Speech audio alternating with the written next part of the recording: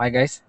இன்னைக்கு பார்த்தீங்க அப்படின்னா 14th டைப் பர்சன்டேஜில் இன்னும் ஒரு 3 டாபிக் தான் இருக்குது. அதோட பர்சன்டேஜுக்காக ஓவர் ஆகிடும். ஸோ இன்றைக்கி பர்சன்டேஜில் third 14th topic based on income tax. இந்த இன்கம் டேக்ஸ் பேஸ் பண்ண கொஷின்ஸை நம்ம பார்ப்போம். ஓகேங்க. அதுக்கு முன்னாடி நான் உங்களுக்கு வந்து ஒரு ஃபார்முலா சொல்கிறேன், அதை ஞாபகம் வச்சுக்கோங்க. அதாவது பாருங்கள், if rate of income tax is increased by 27%, net income is decreased by 3%. அப்போ ரேட் ஆஃப் இன்கம் டேக்ஸும் நெட் இன்கமும் இதை பேஸ் பண்ணி ஒரு கொஷின்ஸ் வந்துச்சு அப்படின்னா, அதாவது increase in tax amount is equal to decrease in amount of net income. இந்த கண்டிஷன் ஒன்றும் இல்லை, அதை நான் ஒரு ஃபார்முலாவாக சொல்கிறேன். இது ரொம்ப உள்ள பார்த்தவள ஒரு ஃபார்முலாவாக சொல்கிறேன், ஞாபகம் வச்சுக்கோங்க. அதாவது டேக்ஸு இன்ட்டு எக்ஸ் பர்சன்டேஜ், இது இன்ட்டு ஓகேங்களா, இது x, tax into x percentage is equal to NI அப்படின்னா நெட் இன்கம்னு அர்த்தம். Net income into y percentage. என்னது? Y percentage. இதை மட்டும் ஞாபகம் வச்சுக்கோங்க.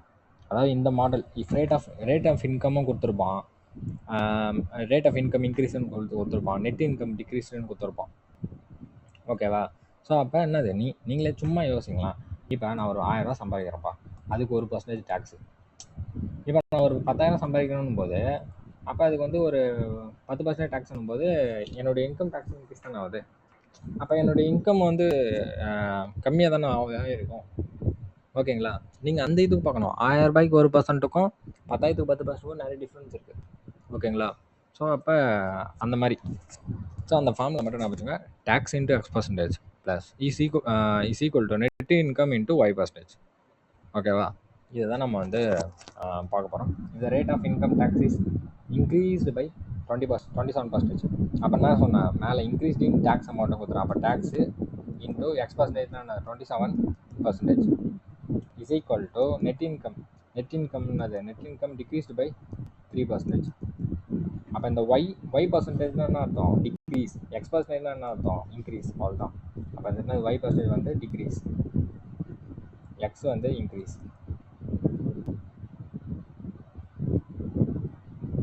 ஓகே, டன்னு. இப்போ என்ன பண்ணலாம், இந்த tax divide by net income ஒரு சைடு கொண்டு வந்துடலாம். Is equal to 3/27. இதை கேன்சல் பண்ணால் 1/9. அப்படின்னா என்ன அர்த்தம்? கீழே இருக்கிற நெட் இன்கம், மேலே இருக்கிற டேக்ஸ். அப்போ நெட் இன்கம் 9 ரூபா அப்படின்னா டேக்ஸ் 1 ரூபான்னு அர்த்தம். அப்போ ஓகேவா? அப்போ நெட் இன்கம் 1 ரூபா அப்படின்னா 9 ரூபா அப்படின்னா டேக்ஸ் வந்து எத்தனை? 1 ரூபான்னு அர்த்தம். அப்போ டோட்டல் இன்கம் எவ்வளோப்பா? இதை ஆட் பண்ணுங்க. இதை ஆட் பண்ணோம் அப்படின்னா 10. அப்போ இதான் வந்து டோட்டல் இன்கம். கரெக்டா? இப்போ ரேட் ஆஃப் இன்கம் டேக்ஸ் பார்ப்போமா? இப்போ நமக்கு வந்து என்ன கேட்குறான்? ரேட் ஆஃப் இன்கம் டேக்ஸ் தான் கேட்குறான். அப்போ இன்கம் டேக்ஸ்ன்றது 1 ரூபா தானே. 1 ரூபா எவ்வளோ இன்கம்னு நமக்கு தெரியணும். அப்போ எவ்வளோ இன்கம்? 10 ரூபா. அப்போ ரேட் ஆஃப்னா இப்போ பர்சன்டேஜ் கண்டுபிடிக்கணும். இப்போ 100 போட்டோம் அப்படின்னா 10% அப்படின்னு போட்டுடலாம். ஓகேங்களா? ரேட் ஆஃப்னு கேட்டாலே பர்சன்டேஜ் தான். Find the rate of income டேக்ஸ்ன்றான் பார்த்தியா? அப்போ அது பர்சன்டேஜ்னு அர்த்தம். புரியுதுங்களா? ஸோ நமக்கு அப்போ இங்கே இந்த சம்மில் தெரிஞ்சிக்க வேண்டியது tax into x percentage is equal to net income into y percentage. X பர்சன்டேஜ்னா இன்க்ரீஸு, ஒய் பர்சன்டேஜ்னா டிக்ரீஸு. இது தெரிஞ்சால் நம்ம போட்டலாம். நெக்ஸ்ட் கொஸ்டின் பாருங்க. Rate of income tax is increased as a result tax liability of a person increased by 12%, where is net income goes down by 3%. What is the new rate of income tax? போன சம்மர் தான். அப்படின்னா இது tax into இன்க்ரீஸ்னது 12% is equal to net income into decrease 3%. அப்போ இதையும் cancel பண்ணால் இது 1, இது 4. அப்போ tax divide by net income is equal to 1/4. அப்போ நெட் இன்கம் வந்து 4 ரூபா, டேக்ஸ் 1 ரூபா. அப்போ டோட்டல் இன்கம் எவ்வளோ? 5 ரூபா. ஓகேவா? Rate of new income tax. அப்போ நியூ இன்கம் டேக்ஸ் என்ன? 1/5 இன்ட்டு 100 இஸ் ஈக்குவல் டு நமக்கு என்ன வரும்?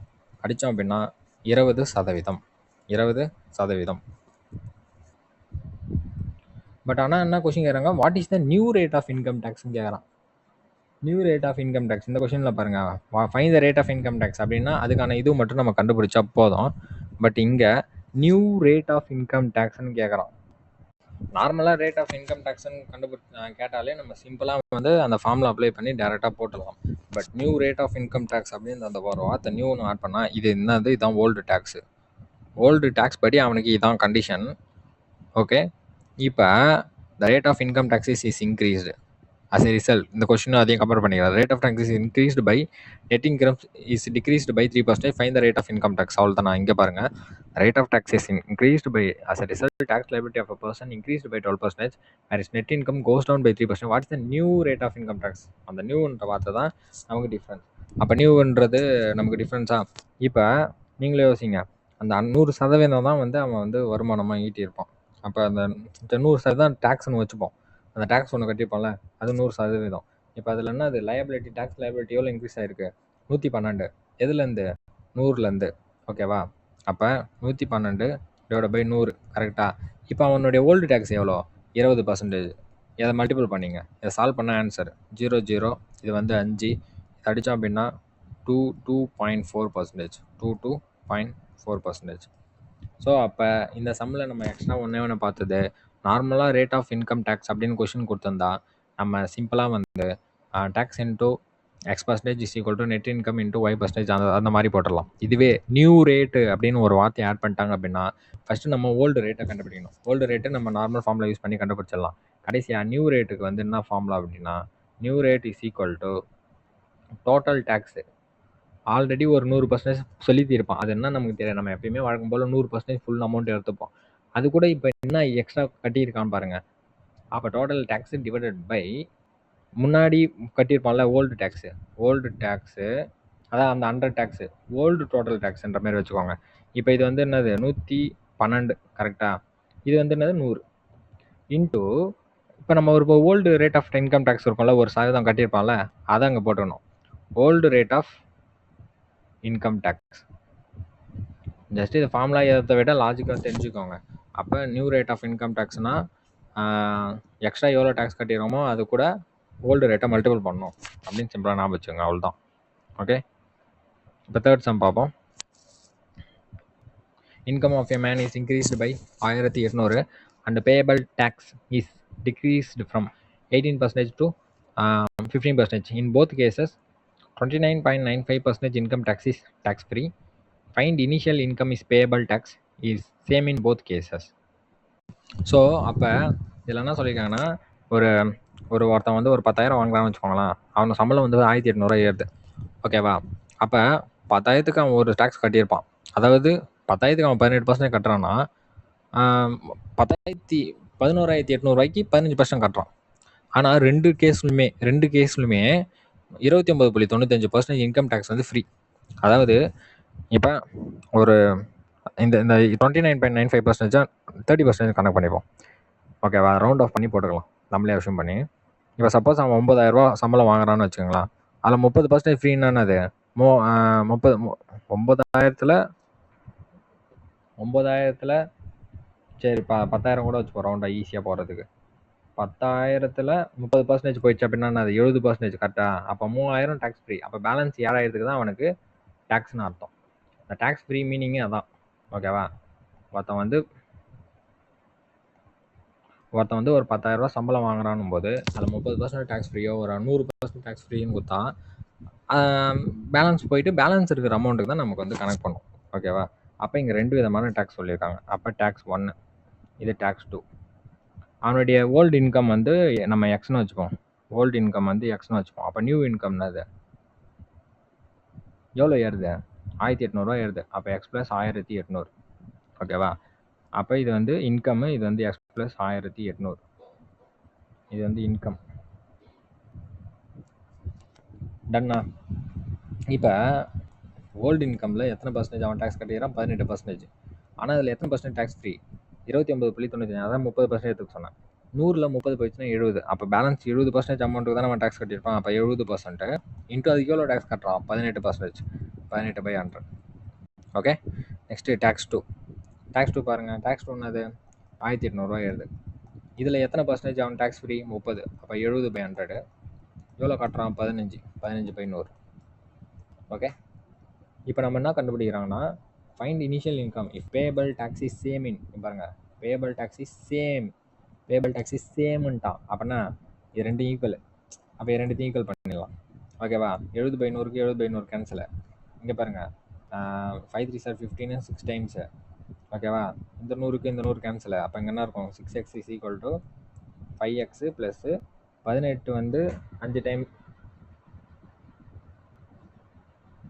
18 வந்து 5 டைம் பண்ணால் 90. அப்போ 9000. கரெக்டாக?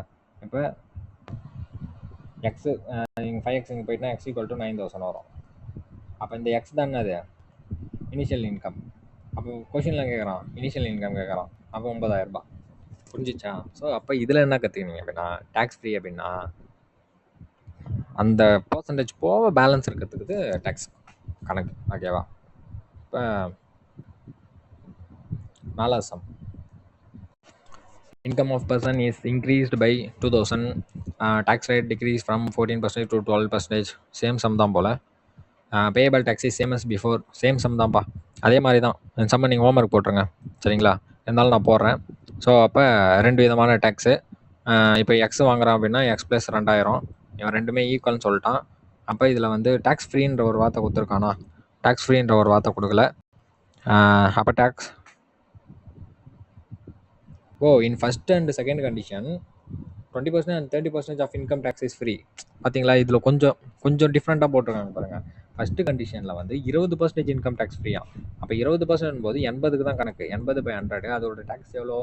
14%. 14/100 ரெண்டுமே சேம்ன்ட்டான். அப்போ ஈக்குவல் பண்ணிடலாம். செகண்ட் கண்டிஷனுக்கு 30% வந்து இன்கம் டேக்ஸ் ஃப்ரீயா. அப்போ 70/100 இன்ட்டு 12/100. புரியுதா? இந்த சிம்பிள் இதில் பாருங்கள், போன இதில் வந்து 29.95% வந்து ரெண்டுத்துக்குமே ஃப்ரீன்றான். பட் ஆனால் இங்கே ஒவ்வொரு கேஸ்க்கும் தனித்தனி கண்டிஷன் கொடுத்துறோம். ஸோ சிம்பிள், அதை அண்டர்ஸ்டாண்ட் பண்ண போட்டுடலாம். 100 100 100 100 கேன்சல். ஓகேவா? நெக்ஸ்ட்டு பாருங்கள், இது வந்து 2 7 are 14 10 டைம்ஸு. இது 1 டைமு, இது வந்து 5 டைம்ஸு. ஓகேவா? நெக்ஸ்ட்டு வந்து 1 5 is 5 1 5 is 5 16 times. 3 4s are 12 4 4s are 16. இப்போ எக்ஸ் ஈக்குவல் டு 3/4. இங்கே இருக்கிறாங்களா? இப்போ இங்கே மல்டிபிள் பண்ணிட்டுனா 3x ப்ளஸ்ஸு 2000. இங்கே என்ன வந்திருப்பாங்க? இங்கே வந்து 4x வந்திருப்பாங்க. அப்போ இது கேன்சல் பண்ணால் எக்ஸ் ஈக்குவல் டு 2000. என்ன தப்பு பண்ணியிருக்கேன்னா, ஆமாம் இது கூட மல்டிபிள் பண்ணால் 3 × 2 6000 வரும்ல. அப்போ X equal to 6000. Answer 6000. Multiple பண்ணக்குள்ளே பார்த்து பண்ணுங்கள். தப்பு பண்ணிட்டு இருக்கோம் பண்ணுங்கள். ஓகேங்களா? ஸோ அதுக்கு ஆன்சர் எக்ஸ் ஈக்குவல் டு 6000. இதுவும் போன சம் மாதிரி தான். நீங்கள் வந்து பார்க்காமலே போடலாம். நெக்ஸ்ட் சம் பாருங்கள். A man's annual income has increased by ₹x. அதாவது இஸ் இன்கம் வாஸ் 28,800. இப்போ இது ஓல்டு இன்கம் கொடுத்துறோம் 28,800. அப்போ நியூ இன்கம்னா அது எக்ஸ் இன்க்ரீஸ் ஆகுனா 28,800 plus X. But the tax on income that is to pay reduced from 12% to 10%. இதுக்கு வந்து 12% வந்து டேக்ஸ் கட்டியிருப்பான். இதுக்கு என்ன கட்டுறான்? 10.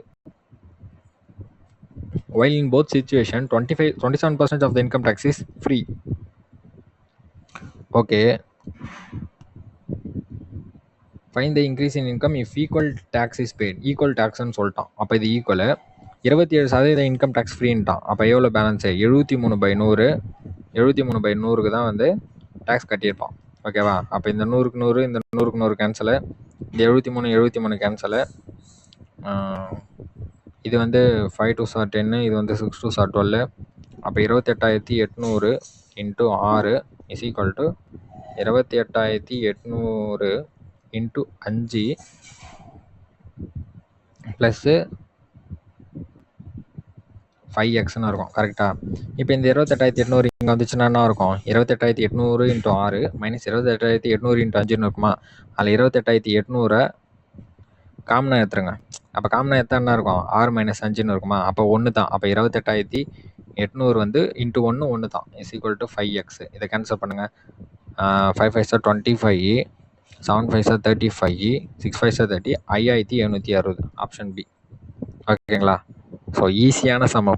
போன சம்மு மாதிரி தான், பட் ஈஸியான சம்மு. இது எல்லாமே ஒரே மாடல் தான். இதில் நீங்கள் டிஃப்ரெண்ட் பார்த்தது இந்த new rate of income tax, இந்த இன்கம் டேக்ஸ், இதுக்கு மட்டும்தான் ஒரு ஃபார்முலா வரும். ஓகேவா? மற்றபடி இதெல்லாம் சிம்பிள் லாஜிக். இப்போ லாஸ்ட் சம் பார்ப்போம். Income of a person decreased by 3,000 and rate of tax increased from 15% to 18%. The ratio of paid tax is 3:2. If 29% of income tax is free, find its initial income. இதுவும் வந்து போன some மாதிரி தான், but ஆனால் ratio கொடுத்துறாங்க. Ratio கொடுத்தோடனே அப்படியே பயந்துடக்கூடாது, ஓகேவா? ஃபஸ்ட்டு வந்து income of a person decreases by 3,000 அப்போ ஓல்டு இன்கம்னா அது எக்ஸு, அப்போ செகண்ட் இன்கம்னா அது எக்ஸ் மைனஸ் 3,000 அர்த்தம். Rate of income tax increased from 15% 18%. இதுக்கு வந்து 15% வந்து கட்டியிருப்பான், 15/100. இதுக்கு எவ்வளோ கட்டியிருப்பான்? 18%. 18/100. Ratio of paid tax is 3:2. அப்போ இது வந்து 1, இது இன்கம் டேக்ஸ் 2வா?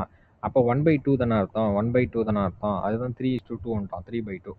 இப் போத் கேஸில் பார்த்தா 29% இன்கம் டேக்ஸ் ஃப்ரீயா. அப்போ 29% இன்கம் டேக்ஸ் ஃப்ரீனா 71% தான் டேக்ஸ் கட்டியிருப்பான், இதுக்கும் 71% தான் டேக்ஸ் கட்டியிருப்பான், கரெக்டா?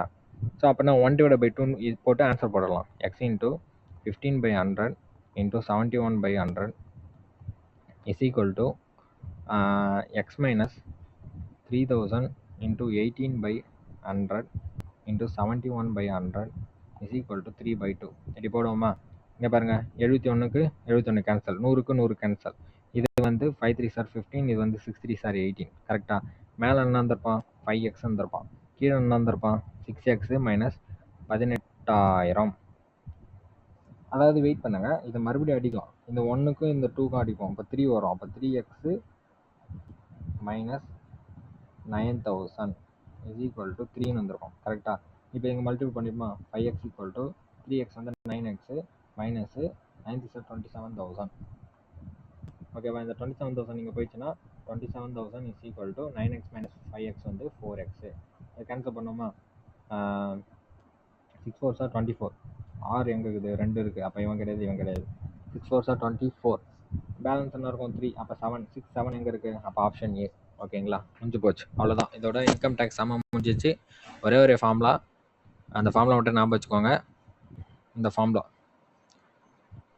அதாவது tax into X percentage is equal to net income into Y percentage. X percentage போது அங்கே வந்து இன்க்ரீஸ் பண்ணணும், ஒய் பர்சன்டேஜ் போது அங்கே டிக்ரீஸ் பண்ணணும். இதுவே நியூ இன்கம் டேக்ஸ் கேட்டாங்க அப்படின்னா total tax old tax into old டேக்ஸோட பர்சன்டேஜ் போடணும், ஓகேங்களா? அதுமாரி போட்டு கண்டுபிடிச்சிடணும், அதுதான் இதோட இன்கம் டேக்ஸ் சம்மம் வரும். நெக்ஸ்ட்டு வந்து நெக்ஸ்ட் கிளாஸில் எலெக்ஷன் ரொம்ப very very very very very important. இந்த கொஸ்டின் இல்லாமல் நீங்கள் பார்க்கவே முடியாது. ஸோ அதை நம்ம பார்ப்போம்.